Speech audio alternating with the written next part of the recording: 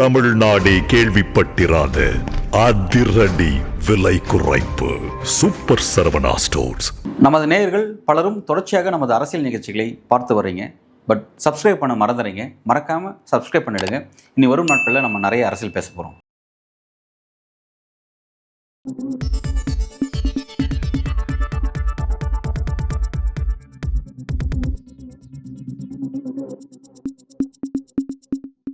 வணக்கம். இன்றைக்கு நம்முடன் அரசியல் பேச கிளாட் அமைப்பின் ஃபவுண்டர் அட்வொகேட் திரு சிவா அவர்கள் இணைந்திருக்கிறார். வணக்கம் சிவா. வணக்கம். இஸ்ரேல் வரலாற்றிலே இதுதான் ஃபர்ஸ்ட் டைம் அப்படிங்கிற மாதிரி இஸ்ரேலுடைய பிரதமர் நெதன்யாகு மோசடிக்காகவும் நம்பிக்கை துரோகத்திற்காகவும் லஞ்சத்திற்காகவும் மன்னிப்பு கேட்கக்கூடிய இடத்துக்கு தள்ளப்பட்டிருக்காரு. ஒரு மன்னிப்பை அதிபர்கிட்ட கேட்டிருக்கிறாரு. இதோட டைமென்ஷன்ஸ் எப்படி பார்க்குறீங்க? இந்த இடத்துக்கு இந்த சப்ஜெக்ட் வந்ததை பற்றி எப்படி பார்க்குறீங்க? இல்லை, இது 6 வருஷ கேஸ். இது 6 வருஷமாக அவர் டார்ச்சர் பண்ணுற கேஸே இந்த கரப்ஷன் கேஸ் தான். இந்த கரப்ஷன் கேஸ் என்ன?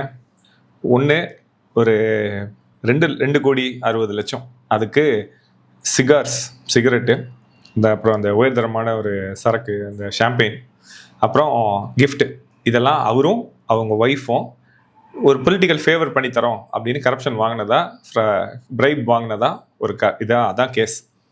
6 வருஷமாக இது போயிட்டு தான் இருக்குது. அதுக்கப்புறம் 2 மீடியா, நம்ம அந்த கோடி மீடியா மாதிரி அங்கே இவங்க என்ன பண்ணாங்கன்னா, அந்த மீடியாவை கொஞ்சம் இவங்களுக்கு ஃபேவராக 2 மீடியாவை கொஞ்சம் காசு கொடுத்து கரெக்ட் பண்ணுற மாதிரி அது ஒரு வேலை பண்ணதில் 2 கேஸ். இந்த 2 கேஸ் தான் மேஜர் கேஸ். நிறைய கேஸ் இருக்குது, அதில் இந்த 2 கேஸ் தான். இந்த 2 கேஸும் சுப்ரீம் கோர்ட்டுக்கு போயிடுச்சு. இவர் வந்ததுலேருந்தே ஜூலை 2023 கரெக்டாக இவங்க பார்லிமெண்ட்டில் ஒரு சட்டம் பாஸ் பண்ணுறாங்க. சுப்ரீம் கோர்ட்டையே மீறுறதுக்கான எல்லா வேலையும் அதில் பண்ணுறாங்க. அதாவது பிரைம் மினிஸ்டர் மேலே கேஸே வராத அளவுக்கும், அதே மாதிரி சுப்ரீம் கோர்ட்டு எந்த தீர்ப்பு கொடுத்தாலும் அதை ஓவர்டேக் பண்ணுற மாதிரி பார்லிமெண்ட்டுக்கு பவர் கொடுத்துக்கிறாங்க. இது வந்த உடனே தான் ஊரு பூரா போராட்டம். ஏன்னா கடைசியாக மக்கள் எப்பயுமே நம்புறது சுப்ரீம் கோர்ட்டை தான். அந்த சுப்ரீம் கோர்ட்டே ஓவர் ரைடு பண்ணுறதுக்கு நீங்கள் ஒரு வேலை பண்ணுறேன்னொடனே மக்கள் ஃபுல்லாக போராட்டம் போய்கிட்டே இருக்கு. கரெக்டாக அக்டோபர் 2024 நம்ம 2023 இது அடிக்கிறாங்க. நம்ம பாலஸ்தீனை போய் இது பண்ணுறாங்க. ஏன்னா இந்த போராட்டம் இவர் மேலே திரும்ப ஆரம்பிக்கும் போது தான் ஏற்கனவே இருந்த பழைய பிரச்சனை, இந்த ஹமாஸ் பிரச்சனை, இவர் இன்னும் பெருசாக கலப்புறாரு. இதுதான் இதோட பேக்ரவுண்டு. இன்னைக்கு 6th இயரா, இன்னைக்கு 6 இயர்ஸ் ஆயிடுச்சு. 1 மாதத்துக்கு முன்னாடி கரெக்டாக நவம்பர் 30 அன்னைக்கு இவர் அனுப்புறாரு. நீங்கள் சொன்ன அந்த பாடன் லெட்டர் இருக்குல்ல, மன்னிப்பு கேட்ட ஒரு லெட்டர், அந்த லெட்டருக்கு 1 மாதம் முன்னாடி ட்ரம்ப் அவருக்கு லெட்டர் அனுப்புறாங்க. அவரோட பிரசிடென்ட்டுக்கு, இஸ்ரேலோட பிரசிடென்ட்டுக்கு அனுப்புறாரு, அவரை மன்னிச்சிருங்க. இவர் அனுப்புறாரு 111 பேஜ் அதோட டாக்குமெண்ட்டை இவர் அனுப்பி எனக்கு பாடன் கொடுங்க. ஆனால் இதில் என்ன ஒரு ட்விஸ்ட்னா, அந்த 111 இடத்துலையும் நான் குற்றவாளின்னு அவர் ஒத்துக்கவே இல்லை. குற்றவாளி இல்லைன்னு சொன்னா அவங்களும் ஆச்சரியமா கேட்குறாங்க. அதுதான் கேட்குறேன், குற்றவாளியே இல்லைங்கிறவங்க ஏன் கேட்குறீங்க? அப்போ அங்கே இருக்கிற அந்த சில ஒரு ப்ரொஃபஸர்ஸ், நிபுணர்லாம் என்ன சொல்றாங்கன்னா, இந்த டினை பண்ணிட்டா பிரசிடென்ட் இந்த 111 பேஜோட லெட்டர் ரிஜெக்ட் பண்ணிட்டா, இதை வச்சுட்டு சுப்ரீம் கோர்ட்ல இவர் என்னை குறைச்சி பஞ்சாயத்து பேசி காசு கொடுத்து நான் தப்பு பண்ணிட்டேன் அப்படிங்கிற மாதிரி குறைக்கிறதுக்கான வாய்ப்பு இருக்கு லீகலா. அந்த ரூட்டை தான் அவர் எடுக்கிறாரு. பிரசிடென்ட்டே அவர் ரிஜெக்ட் பண்ணிட்டாலுமே இவர் சுப்ரீம் கோர்ட்ல போய் ப்ளீ பாகேன்னு சொல்லுவாங்க. அங்க போய் நான் சரி ஓகே நான் தப்பு பண்ணிட்டேன், அதுக்கு எவ்வளவு தண்டனையும் சொல்லுங்க, அதுக்கான காசு கட்டுறதோ அதெல்லாம் நான் கட்டி பண்ணிக்கிறேன். ஏன்னா 2026 அவருக்கு எலெக்ஷன் வருது. அவருக்கு வயசு 76. ஆனா திருப்பி ஒரு எலெக்ஷன் நிக்கணும்னு சொல்றாரு. அப்போசிஷன் பிரச்சனை, மக்கள் இவருக்கு சாதகமா இல்லை. ஒரு குறிப்பிட்ட அந்த ஒரு ஹார்ட் கோர், நம்ம ஊர்ல இந்த ஹிந்துத்துவா மாதிரி அந்த ஊர்ல இருக்கிற அந்த ஹார்ட் கோர் ஜைனிஸ்ட் மட்டும் இவர் வேணும்னு நினைக்கிறாங்க. ஆனா அதுக்கு இல்லாதவங்க, பொதுவா இருக்கிற சிட்டிசன்ஸ், இந்தியன் சிட்டிசன்ஸ் மாதிரி அவங்களாம் இவங்க வேணாம்னு நினைக்கிறாங்க. இந்த 2த்துக்கான இப்ப இதை மட்டும் இவர் வரல அப்படின்னா, இதுக்கு நீங்க சொன்ன மாதிரி வரலாறுலேயே முதல் முறை தான். ஆனா இதே மாதிரி இன்னும் நடந்திருக்கு.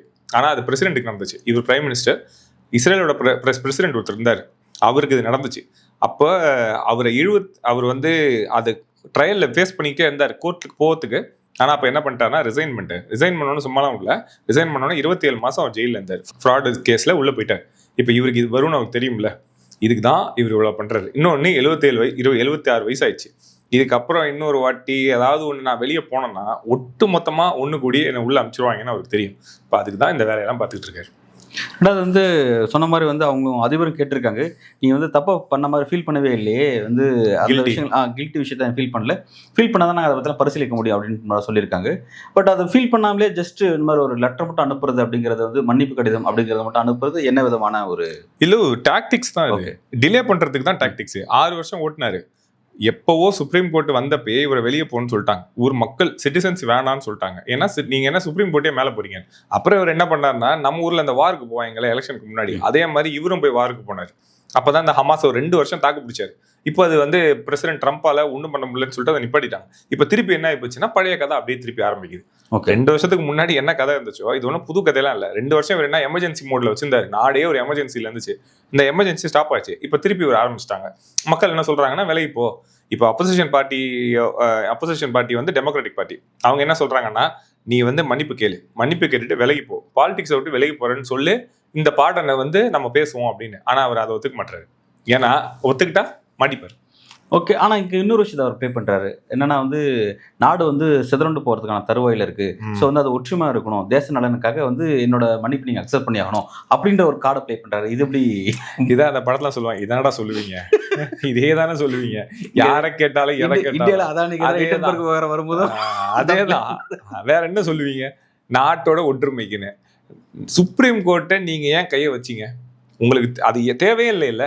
சுப்ரீம் கோர்ட் எதை எடுத்தாலும் நம்ம எதுக்காக 4ஆ பிரிச்சோம்? Division of power, separation of பவர்னு ஒன்று இருக்குல்ல.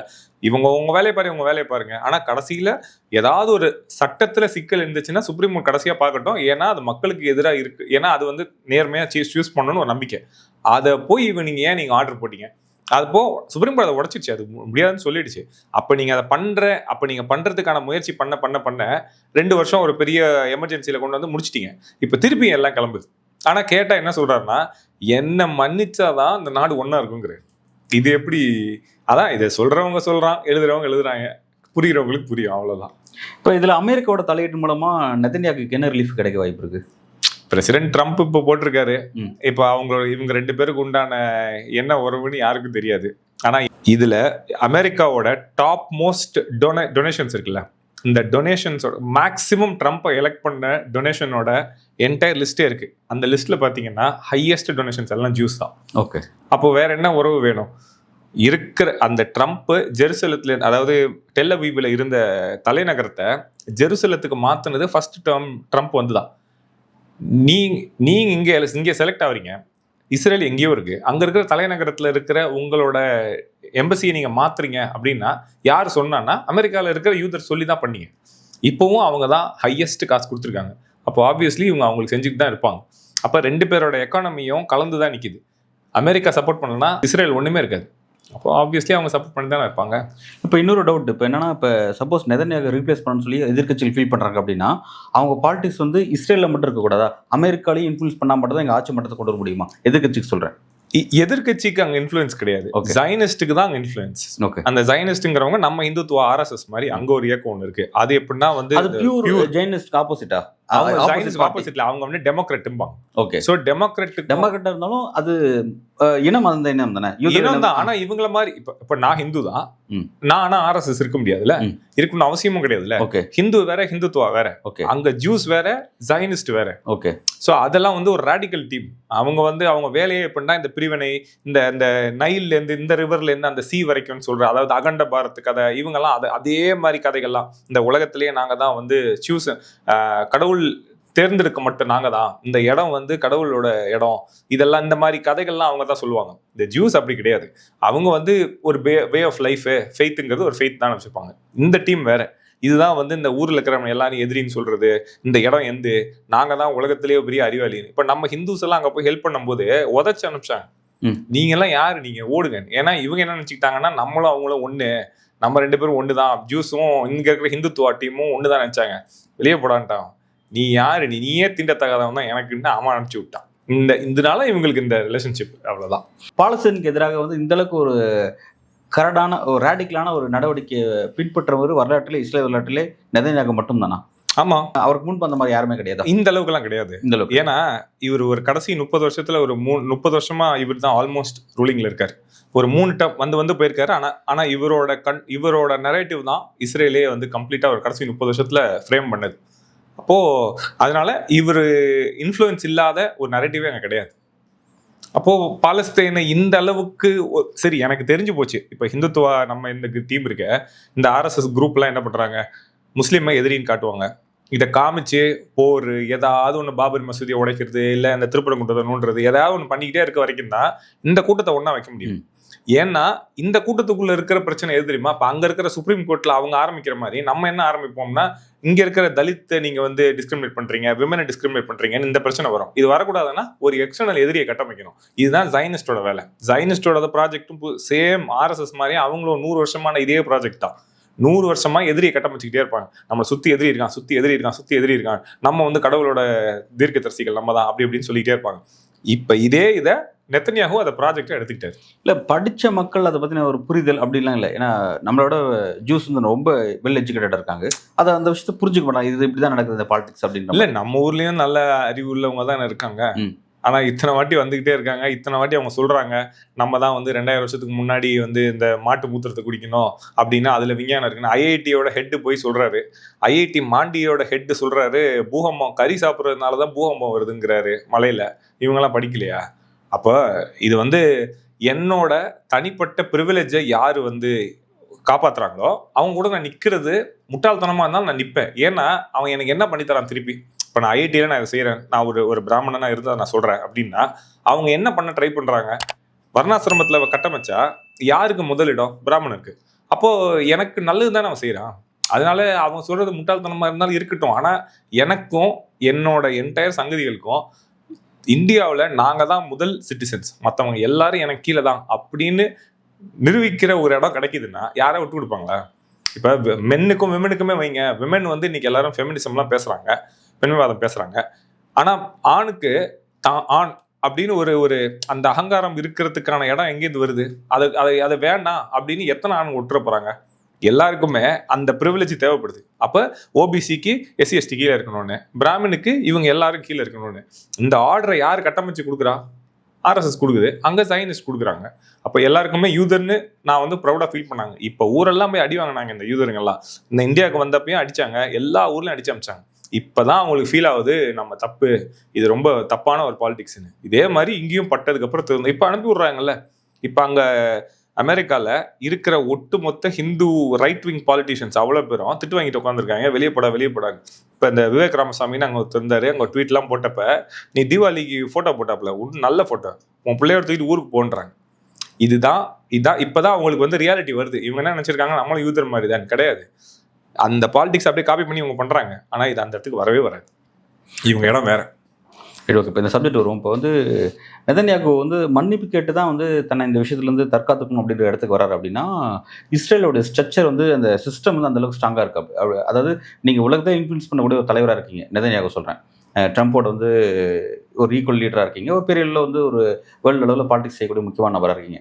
அப்படி இருந்தாலும் நீங்கள் ஒரு தப்பில் சிக்கினா கூட நீங்களும் இந்த ப்ரொசீஜர் தான் ஃபாலோ பண்ணி வந்தாகணும். நீங்கள் எவ்வளோ பெரிய தலைவராக இருந்தாலும் உங்களுக்கு வந்து எதுவும் பண்ண முடியாது. அந்த அளவுக்கு சிஸ்டம் வந்து ஸ்ட்ராங்காக தான் இல்லை. அது ஒரு நல்ல விஷயம். அதனால தான் அவங்க சுப்ரீம் கோர்ட் கை வச்சது. ஓகே, ஏன்னா இதுக்கு முன்னாடி அந்த பிரசிடென்ட்டே 27 மாதம் உள்ள வச்சாங்கல்ல, நம்ம ஊரில் நடந்துருமா அது? அவங்க ஊரில் அந்த விஷயம் அதான் எஜுகேஷனோட பவர். அதுதான் நீங்கள் கேட்குற ஒரு எஜுகேஷன் வந்தால் யாரை சூஸ் பண்ணுவாங்க அந்த அளவுக்கு மாறுதோ இல்லையோ, ஆனால் ஸ்ட்ரக்சரில் அவங்களுக்கு புரிஞ்சிடும். ஏன்னா அதுவும் இங்கிலீஷ் ஸ்பீக்கிங் கண்ட்ரி தான். இங்கிலீஷும் ஹீப்ருவும் ரெண்டும் சேர்ந்து பேசுகிற கண்ட்ரி தான். அவங்களும் வந்து இந்த ஸ்ட்ரக்சருக்கு வந்துருவாங்க. யாராக இருந்தாலும் சட்டத்துக்கு முன் எல்லாம் ஒன்று தான் அந்த இடத்துல. ஸோ ஒரு பிரசிடென்ட் 27 மாதம் உள்ளே இருந்திருக்காரு. ஸோ இவருக்கும் அந்த நிலைமை வரும். அது சுப்ரீம் கோர்ட்டுக்கு அந்த பவர் இருக்குது. அதனால தான் இவங்க வந்து அந்த சுப்ரீம் கோர்ட்டை கை வச்சது. இது வந்து வேர்ல்டு லெவலில் இப்போ யூஎஸ்ல எடுத்தாலும் சரி, யூஎஸ்ல வந்து ட்ரம்ப் வந்து மிகப்பெரிய ஒரு பெரிய தலைவர் அப்படிங்கிற மாதிரி அனைத்து அதிகாரம் கொண்ட நபராக தன்னை காமிச்சிக்கிறாரு. இப்போ நெதன்யாகும் இஸ்ரேலை தான் செய்கிறாரு. அதை உலகத்தில் பல நாடுகளும் இன்ஃப்ளூன்ஸும் பண்ணுறாருங்களேன். இப்போ எவ்வளோ பெரிய தலைவர்களும் சரி அந்த நாட்டில் நிறைய ஆட்டம் போடுறாங்க. ஆனால் ஒரு தப்பு பண்ணிட்டாங்க அப்படின்னு வரும்போது நீதித்துறை எதிர்கொள்ளும் போது, அங்கே இருக்க சிஸ்டத்தை எதிர்கொள்ளும் போது அவங்களும் ஒரு சாதாரண மனிதராக மாறிடுறாங்களா? அந்த சிஸ்டம் அவங்களை கண்ட்ரோல் பண்ணுதா? எவ்வளோ பெரிய தலைவரானாலும் அந்த சிஸ்டம் அவங்க கண்ட்ரோல் பண்ண இடத்துல வந்து விஷயங்கள் இருக்கா?